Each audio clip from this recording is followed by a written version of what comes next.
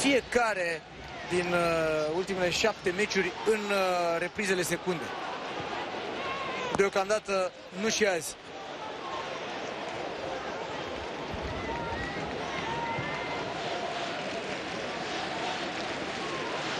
Mingheza cu centrarea. Minge respinsă de Fali. Vine și Busquets. O minge care se lovește de Busquets, însă Cadiz are deocamdată posesia.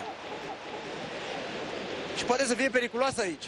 Foarte bună pasa. În dreapta este Alejo care sprintează, însă e cam izolat. Unghiul e dificil. Găsește totuși drumul spre poartă. S-a dat offside. E într-adevăr offside. Acțiunea a fost lăsată să meargă până la capăt.